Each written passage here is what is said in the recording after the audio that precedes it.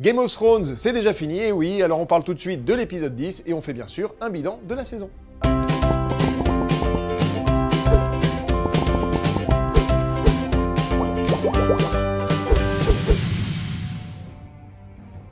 Passer après un épisode 9 dans Game of Thrones, c'est toujours compliqué, encore plus quand l'épisode en question est au niveau de la bataille des bâtards dont on vous parlait avec enthousiasme la semaine dernière. Clairement, on n'a jamais vu un truc pareil à la télévision, à tel point... Il est enthousiaste le monsieur.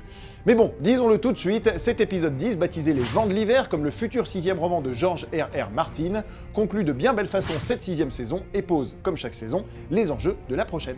Alors très rapidement, que peut-on retenir de cet épisode 10 ? Eh bien déjà que la vengeance, qui habituellement se déguste froide, se savoure brûlante pour Cersei Lannister et même grillée à point au feu grégeois. C'est bien simple, en une explosion de septuaire, la nouvelle reine se débarrasse du Grand Moineau, des Tyrell, de la cour de Port-Réal, et même carrément d'un arc narratif complet. Bon, au passage, elle perd son gamin, c'est dommage, mais en tout cas au bowling, ça s'appelle un strike. Sinon, on dit adieu, pour le moment, à Mélisandre et à Daario. Tyrion, de son côté, a été fait main de la reine, j'ai dit main, pas nain de la reine, par Daenerys dans une scène très émouvante. Daenerys, elle, a pris la mer avec ses dragons et son armée, à la tête d'une alliance formée par les Martels de Dorne, les Greyjoy et les Tyrell.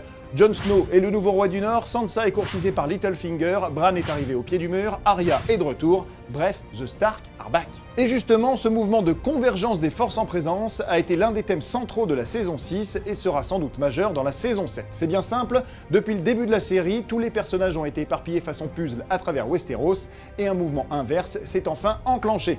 Et ça promet sans doute des retrouvailles, bien sûr, de la vengeance, bien entendu, mais aussi plus d'action, après une saison 6 très centrée sur la religion, puisqu'on avait croisé notamment des disciples des Sept, du dieu rouge, du dieu multiface ou encore du dieu noir.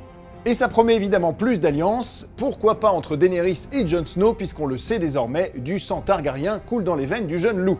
Et comme il est de coutume chez les Targaryens de se marier entre gens de la même famille, on se dit qu'une alliance entre Tata Daenerys et neveu Jon ferait sens pour ramener l'équilibre à Westeros, défaire Cersei et défoncer les marcheurs blancs, si la magie du mur tient bon, car je vous le rappelle, on a appris que le mur était magique. Et oui, en tout cas, on en saura plus en avril 2017, dans une saison 7 raccourcie en 7 épisodes, mais je sais c'est loin, mais ce sera bon. Une saison 7 sur laquelle Peter Dinklage, Lena Headey, Nikolai Coster-Waldau, Kit Harington et Emilia Clarke pourront chacun bénéficier d'une légère augmentation salariale passant de 300 000 à 500 000 $ par épisode. Alors comment cela est-il possible, me direz-vous ? Eh bien c'est très simple, c'est même mathématique. Le budget sera sans doute équivalent, mais il y a moins de gens à payer. Et oui, tout le monde est mort dans la saison 6, les showrunners ont fait le vide, HBO a dû faire plein de soldes de tout compte. Du coup, pour tous ces gens tombés au combat durant la saison 6, nous tenions à faire un petit mémorial. RIP donc. Et dans le désordre, A.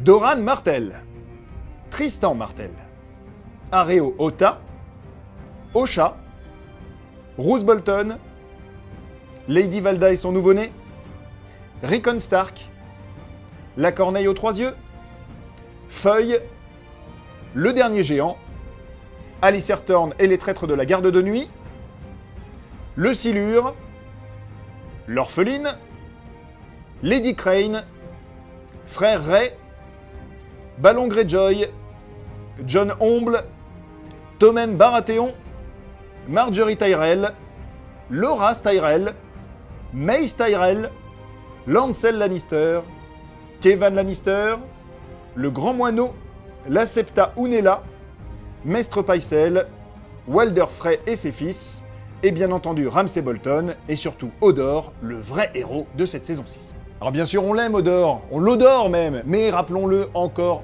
et encore, les vrais héros de la saison et même de la série, ce sont les femmes. Daenerys bien sûr, Cersei, première femme à accéder au trône de fer, et presque plus targaryenne que Daenerys, Arya bien entendu, Sansa, Brienne, Yara, Ver, le clan Sand et notre chouchoute d'entre toutes les chouchoutes, on pense bien sûr à Lady Mormont de l'île aux ours qui défonce tout.